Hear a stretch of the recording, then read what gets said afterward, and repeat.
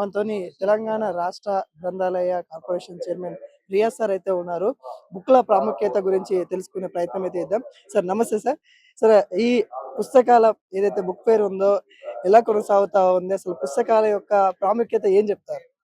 వాస్తవంగా వేల సంవత్సరాల నుండి మానవ నాగరికత ఏ విజ్ఞానాన్ని ఆర్జించిందో శాస్త్ర సాంకేతిక సామాజిక శాస్త్ర మానవీయ శాస్త్రాలు ఆధ్యాత్మిక ఆర్థిక విషయాలు అవన్నీ పుస్తకాల ద్వారా ఒక తరం నుంచి మరొక తరానికి పరిచయం చేయబడతాయి. కాబట్టి పుస్తకాలు అనేవి జ్ఞానానికి టన్నెల్స్, జ్ఞానానికి బ్రిడ్జెస్. ఆ నేపథ్యంలోనే గత 38 సంవత్సరాల నుంచి హైదరాబాద్ జాతీయ స్థాయిలో ఈ బుక్ ఫేర్ కార్యక్రమాన్ని హైదరాబాద్ వేదికగా మనం నిర్వహిస్తా ఉన్నాం. ఇక్కడ మనకు అన్ని రకాల పుస్తకాలు, అవి మానవీయ శాస్త్రాలు కావచ్చు, సోషల్ సైన్సెస్ కావచ్చు, ఫిక్షన్ కావచ్చు, సాహిత్యం కావచ్చు, అన్ని రకాల పుస్తకాలు ఇక్కడ దొరుకుతూ ఉంటాయి. కాబట్టి ఈ పుస్తక ప్రపంచంలోకి రావడం వల్ల, పుస్తకాలు చదవడం వల్ల యువత వ్యసనాలకు దూరంగా ఉంటారు. గంజాయి లాంటి వ్యసనాలు కానీ, సిగరెట్ లాంటి వ్యసనాలు కానీ, తాగడం కానీ, జూదం ఆడడం కానీ, లేదా నిరంతరం సెల్ ఫోన్లో నిమగ్నం కావడానికి దూరంగా ఒక జ్ఞాన ప్రపంచంలోకి వచ్చే ప్రయత్నం చేస్తారు. గౌరవ ముఖ్యమంత్రి రేవంత్ రెడ్డి గారి నేతృత్వంలో జ్ఞాన తెలంగాణ నిర్మించాలని తపంతో మేము ఉన్నాం.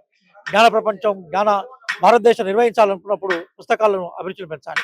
ఆ నేపథ్యంలోనే ఇక్కడ మేము మా లైబ్రరీ డిపార్ట్మెంట్ నుంచి లిపి ఆరంభమైన దగ్గర నుంచి, అంటే లిపి ఆరంభమైంది ఆ రోజుల్లో ప్రధానంగా మనిషి తన గమనాన్ని కొనసాగిస్తూ ఉన్నప్పుడు కొన్ని సాంకేతాలను ఉపయోగించి, కొన్ని సాంకేతికాలను బేస్ చేసుకొని, సింబల్స్ బేస్ చేసుకొని లిపిని కనుక్కున్నాడు. ఆ లిపి ఆరంభమైన దగ్గర నుంచి మొదలుకుంటే తర్వాత లిపి పరిణామ క్రమంలో ఏదైతే మార్పులు వచ్చాయో అవన్నీ కూడా మేము ఇక్కడ నిక్షిప్తం చేసే ప్రయత్నం చేశాం. తొలినాళ్ళల్లో కొండల మీద రాసిన లిపి కానీ, కాలప్రత గ్రంథాల మీద రాసిన లిపి కానీ, 15, 16 శతాబ్దంలో ప్రింటింగ్ స్టార్ట్ అయిన తర్వాత పుస్తకాల రూపంలో వచ్చినాయి కానీ ఇక్కడ ఉన్నాయి. 16, 17, 18, 19, 20 శతాబ్దాల్లో ఏ పుస్తకాలు అయితే ప్రచురణమై పాపులర్ అనే ఆ పుస్తకాల ప్రదర్శన ఇక్కడ పెట్టాం. ఇది సేల్ స్టాల్ కాదు, కానీ విద్యార్థులకు చదువు పట్ల ఆసక్తిని పెంచి పుస్తకాలను చదవాలనే జిజ్ఞాసను పెంచే క్రమంలో ఈ స్టాల్ ఉపయోగపడుతుంది. కాబట్టి ఇక్కడికి వస్తే మీకు తాళపత్ర గ్రంథాలు కనబడతా ఉంటాయి. అట్లాగే మేము ఆ రోజు ప్రధానంగా శాస్త్రాల రూపంలో ఏదైతే ఉన్నాయో వాటిని ఇక్కడ మేము ఎగ్జిబిషన్ పెట్టాం. తర్వాత బ్రిటిష్ వాళ్ళ ప్రభావంతో 16వ శతాబ్దంలో సుయాజ్ కాలువ ప్రధానంగా ఓపెన్ అయిన తర్వాత యూరప్కు ఇండియాకు, యూరప్కి ఆఫ్రికాకి, ఆఫ్రికాకు ఏషియాకి మధ్య సంబంధాలు వెళ్ళినప్పుడు పుస్తకాలు ఏవైతే వచ్చాయో అవన్నీ ఇక్కడ ప్రదర్శన పెట్టాం.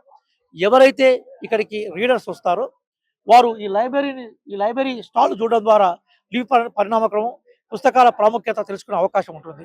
అందుకోసం చదవాలిరా ఎన్ని కష్టాలే వచ్చినా, చదువు లేని భవిత పెద్ద సున్నా అని మనం అంటున్నాం. మనం కోసం ఈ పుస్తకాలను పరిచయం చేయడం ద్వారా ఒక జ్ఞాన ప్రపంచంలోకి, ఒక జ్ఞాన సమాజంలోకి మన ప్రయాణం మొదలవుతూ ఉంటుంది.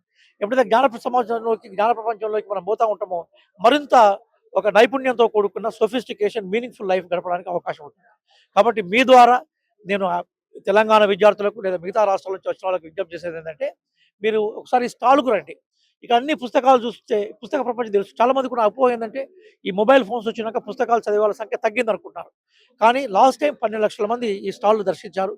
ఈసారి మేము దాదాపుగా 15 లక్షల మందిని ఎక్స్పెక్ట్ చేస్తున్నాం. ఆ నేపథ్యంలో మొట్టమొదటిసారిగా మేము ఈ లైబ్రరీలకు ఎందుకు రావాలి, లైబ్రరీలను మనం ఎందుకు చదవాలన్న దాన్ని ఈరోజు మేము చేసుకోవడం కోసం ఒక కరపత్రం కూడా తీసాం. తెలుగు భాషలో, ఇంగ్లీష్ భాషలో, why we have to use libraries, what is the uses by visiting libraries regularly. నేను నా మిత్రుడు శ్రీనివాస్ రెడ్డి గారు మేడ్చల్ జిల్లా చైర్మన్గా ఉన్నారు. మేము ప్రధానంగా గ్రంథాలయాల్లోకి రీడర్స్ని మేము ఆహ్వానించే క్రమంలో ఒక ప్రయోగం చేశాం.